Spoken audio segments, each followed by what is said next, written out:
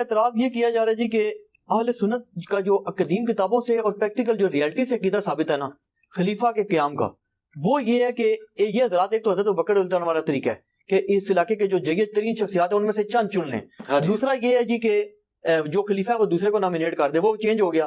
تیسرا یہ ہے کہ کمیٹی بنا دی جائے، وہ چینج کر لے. اور چوتھا طریقہ وہ کہتے ہیں جی کہ ان کی قدیم کتابوں میں دیا ہوا ہے، جس کا وہ کہتے ہیں کہ حضرت عبداللہ بن عمر کا بھی حوالہ دیتے ہیں سلطان کہ وہ تلوار کے زور پہ ڈنڈا چلے. اور اس میں دلیل ایک انہوں نے یہ دی، وہ کہتے ہیں جی کہ جس وقت ہرا کا واقعہ ہوا نا، واقعہ ہرا، تو اس میں شدید ترین مظالم کیے یزید کی فوج نے، انتہا کر دی ظلم کی. تو اس میں حضرت عبداللہ بن عمر چلے گئے اور عبداللہ بن مطیع غالباً نام بتا رہے تھے. بخاری مسلم دونوں میں وہ کہتے ہیں وہ شخص وہ تھا کہ جو بیچارہ جہاد کی طرف لوگوں کو اکسا رہا تھا اور اس کو جا کر کہا کہ تیرا جو ہے حشر بڑا برا ہوگا، تو یزید کی بغاوت کر رہا ہے. ہاں تو عبداللہ بن عمر کے اس موقف کے خلاف میری ویڈیو ہے. نہیں، وہ کہتے ہیں اہل سنت کا موقف ہے کہ ڈنڈا چل سکتا ہے. نہیں ایک منٹ، پہلی بات ہے کہ عبداللہ ابن مطیع بھی تو صحابی تھے نا جی، ٹھیک ہے نا، وہ کوئی غیر صحابی تو نہیں. ان کو گھٹی نبی الاسلام نے خود دی ہوئی ہے.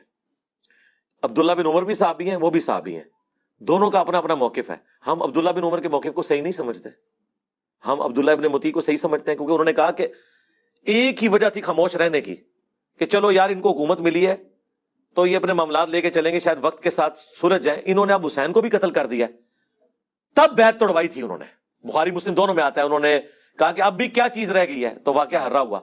تو ہم عبداللہ بن مطیع صحابی کو صحیح سمجھتے ہیں، عبداللہ بن عمر کے موقع کو غلط سمجھتے ہیں. پھر دوسری بات، عبداللہ بن عمر کی اگر ہمیں کسی نے دھونس لگانی ہے، یا حنفیوں کو دھوکہ لگ گیا یا کسی اور کو دھوکہ لگ گیا اور وہ کہتے ہیں تلوار کے زور پہ جو بھی آ جائے آپ نے اس کی اطاعت کرنی ہے، تو پہلے عبداللہ بن عمر سے بھی تو پوچھ لیں کہ اس فتوے پہ قائم بھی رہے ہیں کہ نہیں.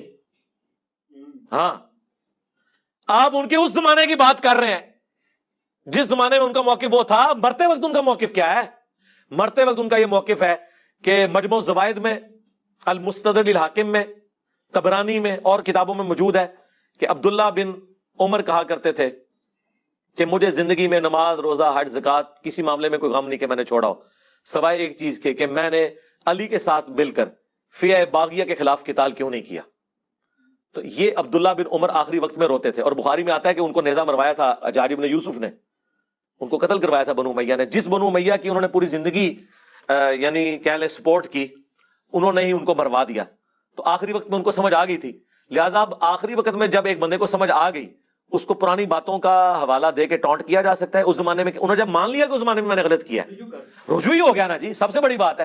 تو لہٰذا ہم اس بات کو صحیح مانتے ہی نہیں ہیں. اچھا دوسری بات، حنفیوں سے یہ کہیں کہ اگر قدیم فقہا کی کتابوں میں یہ اور آپ اس سلطے کو مانتے ہیں، تو قدیم فقہا کی کتابوں میں یہ بھی لکھا ہوا ہے کہ بیت المال سے جو تقسیم ہے وہ حضرت ابو بکر عمر کے طریقے پہ ہوگی، حضرت عثمان کے طریقے پہ نہیں ہوگی. یہ وہ ٹروتھ ریویل ہے جو عامر عثمانی نے کیا تھا خلافت و ملوکیت کے خلاف کتاب لکھتے ہوئے، دفاع لکھ دیا پورا. حنفیاں نو جو انہیں پھر ناکو چنے چبوائے نے نا، انہیں کیا من دسو تواڈی فقہ کی کتابوں میں کیوں لکھا ہوا ہے کہ مال غنیمت خلیفہ وقت حضرت ابو بکر اور عمر کے طریقے پہ تقسیم کرے گا، حضرت عثمان کے طریقے پہ نہیں کرے گا. تم مودودی کو تو کہتے ہو کہ انہوں نے حضرت عثمان کے بارے میں بات کی، تمہاری فقہ کی اسٹیبلش کتابوں میں لکھا ہوا ہے کہ مال غنیمت کی تقسیم جو ہے وہ حضرت عثمان کے طریقے پہ نہیں ہوگی. تو پھر کوئی گڑبڑ تو ہوئی ہے نا. وہ بخاری میں لکھی ہوئی ہے گڑبڑ. ان گورنروں کی شکایت حضرت علی کے پاس لوگ لے کے آئے، تو حضرت علی نے وہ محمد بن حنفیہ کو بھیجا تھا کہ جاؤ عثمان کو یہ رسول اللہ کا صحیفہ بھیجو جس میں انہوں نے بتایا اس طرح تقسیم ہونا ہے. تو حضرت عثمان نے کہا کہ ہمیں اس کی حاجت نہیں ہے. تو محمد بن حنفیہ جب واپس آئے، کہا ابا جی انہوں نے تو واپس کر دیا. تو حضرت علی نے کہا ٹھیک ہے ادھر ہی واپس رکھ دو، یعنی میرا کام تو صرف پہنچانا تھا نا. تو محمد بن حنفیہ نے یہ حدیث اس وقت سنائی، صحیح بخاری میں آتا ہے، جب ان کو کسی نے کوئی بات کی نا اس حوالے سے کہ تم لوگ تو مخالفین عثمان ہو، علی کے بیٹو. تو انہوں نے کہا میرے باپ نے اگر عثمان کی مخالفت کرنی ہوتی تو اس دن کرتا جس دن اس نے رسول اللہ کی تحریر واپس کر دی تھی. اس دن میرے باپ نے عثمان کو کچھ نہیں کہا اور تحریر چپ کر کے واپس رکھوا دی. تو بعد میں تم یہ کہتے ہو کہ میں عثمان کو اس نے کچھ کرنا تھا. یہ پھکی دی تھی انہوں نے، پھکا دیا بلکہ محمد بن حنفیہ نے اس زمانے کے ناسبیوں کو.